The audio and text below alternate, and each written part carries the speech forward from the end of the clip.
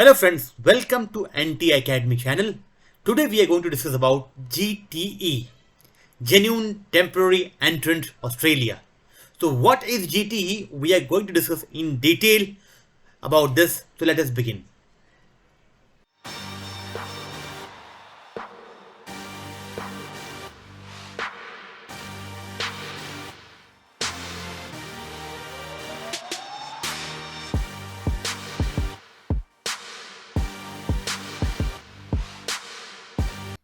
So friends, let us begin. What is GTE Australia? Basically, GTE Australia is guaranteed genuine temporary entrant. The Australian government introduced this tool back in 2011 to assess the intent of a student entering the Australian territory because they were finding it that there are many non-genuine candidates are entering the Australian territory, Australian country, with the illegitimate or undue, like or non-authentic means, or without the intent of returning back to their countries, in the pretext of studying in the Australia, and they go and stay there, which is not fair. So Australian government thought that we should introduce a tool which will assess the genuineness of the intent of entering the Australian territory only with the purpose of studying and going back to their country after their study is completed. That is why this tool was introduced in the month of November 2011, and since then it has been going on. So it is a really good tool for the Australian government from their point of view, but maybe it is a difficult thing to crack from the student point of view. So let us look at that. Why? What do they do, and how do they assess the GT requirement? Let us go to the website of the Australian Immigration Department. So there they have stated about the reasons that why have they introduced this tool, and what are the factors they look into while assessing your GTE, and how does that help you as a student and as a government both. Now friend, this is the website of the Home Affairs Department of Government of Australia. Now we look at that. What do they state about the GTE? Now look at the first paragraph. What do they state? They state that all applicants for student visa must show they are coming to Australia temporary to gain quality education. The genuine temporary entrant requirement is not intended to exclude students who, after studying in Australia, develop skills Australia needs and who then go to apply for the permanent residency. Now, what does it mean? Basically, it means that they want that only genuine students are coming to Australia, and they acquire the skills which are in need in Australia, then they can apply for the PR residency. It means that what? That they want the students, only those who are acquiring the skills which are in demand in Australia or which are in need in Australia, they can acquire that sort of education, and then they acquire a job, and then they can stay over there. So that is the whole purpose. That is the whole. So they want that only genuine students, those who are coming up with the purpose of studying in Australian university, to acquire the skills which are in need in Australia, or it may happen that that kind of education is not available in their country, and they will study that skill in the Australian university and will go back to their country. That is the whole purpose. So that's a whole purpose statement which is stated in the first paragraph. You can study. Now, what do they look? Basically, they look while assessing the GTE. They look at your past, and also they assess your future prospect in Australia or any in your home country or a third country where your skills may be in demand. So let us look at the documents and what do they look. So what do they look? Basically, first they assess your past. So in their past, what do they look? They look for your previous study. That what did you study? Then they look if you are having any kind of gap in your studies, in your previous studies, your current employment while you are applying, and ties to your home countries, the economic situation in your home country, and the employment in a third country. So these are the things which they look up while they assess your requirements. So first is your definitely your study purpose. What did you study?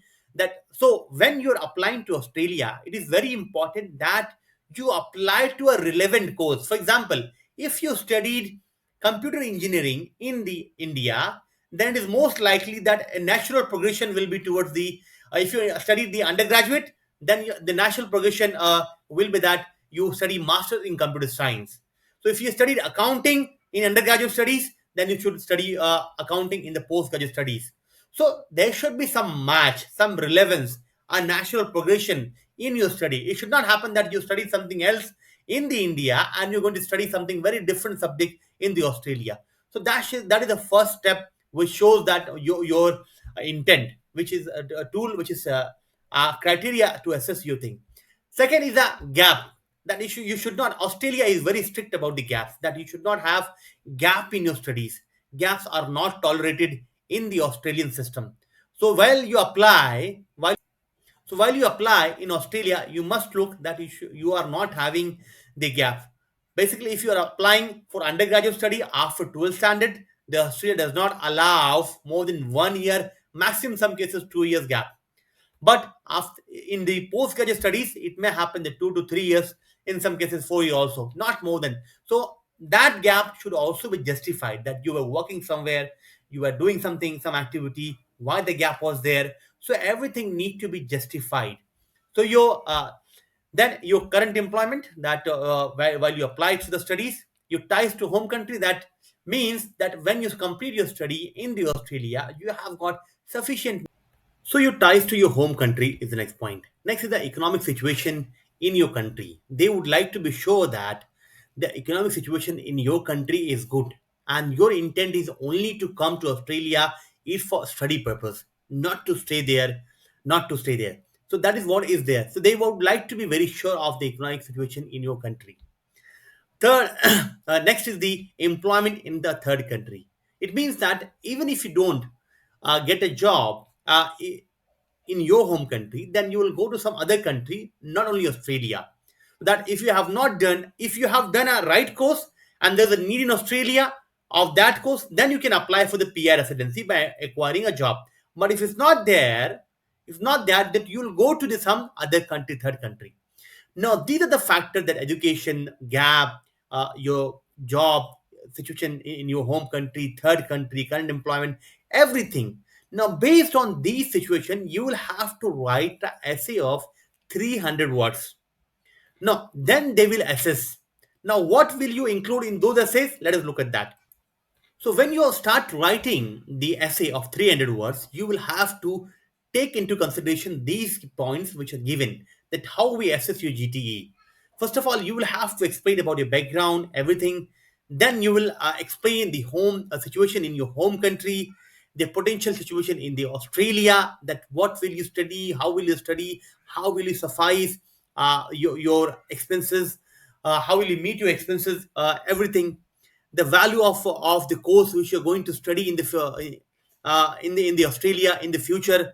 So these points, the potential value of your course in the future, your immigration history, everything, by including all these points, you will have to write an essay of 300 words. So this essay will be used to assess your genuine will be used to assess you as a genuine temporary entrant in the Australian territory. That is going to be very very important. So these are the points which are very important. So GTE. Now I have just what are the documents required for the GTE? So definitely you will have to submit your all the education credentials, your past history of the jobs, your current situation, your income statement, your proof of fund, everything, your immigration history, all things, whatever anything they can ask you. So it's not predicted. These are common documents, but Australian department, immigration department, is very very strict, so they can ask you about any document. So you must be thoroughly prepared. You must be prepared to deal with the Australian Immigration Department That is very, very important. So you will have to understand that you will, which will be asked by the Australian Immigration Department on that occasion. Simultaneously, when you apply, once your GT is done, how much time does it take? The students are very like impatient. When will it come? मैंने तो submit कर दिया अभी 10 दिन हो गए 15 दिन हो गए. So it totally varies from what kind of college or university you're applying to. Top universities will definitely will ask for more and more documents. The low ranking university may not ask you for the much of documents. So it totally depends on the university and also the province also. The Sydney and Melbourne takes more time. Adelaide may not take much time. Perth may not take much time. So it depends on the province you're applying and also the university level you're applying to. So you have to consider these kind of factors. Minimum 10 days to 10 days. Friends, one strong suggestion that when you apply for GT is very important that your source of fund is very important. So Australian government is very, very strict about even if you show the funds, let's say it has to be showed for at least 4 to 6 months, or 6 months you have to show your funds in the account. So they ask for the source of the fund. The university may ask you to from where does the fund is coming. So you have to be prepared for such kind of answers. Mainly the visa rejection in the Australia is because of you are not able to disclose your source of fund. So you have to be very, very careful that your source of fund is very, very accurate and it definitely satisfies the need and the understanding. The visa officer may feel, should feel, must feel that you are a genuine. Your fund is definitely coming from a genuine sources. It may be from your father, it may from your uncle, it may from maternal uncle, but it has to be it can come from one source or from multiple sources, but it has to be a genuine source. So please look into that, and it can vary. So this is how the GTE works. I hope you have understood about the GTE requirement. What does the GTE means, and how can you fulfill the requirement and expectation of the Australian Immigration Department while you submit your GTE assessment.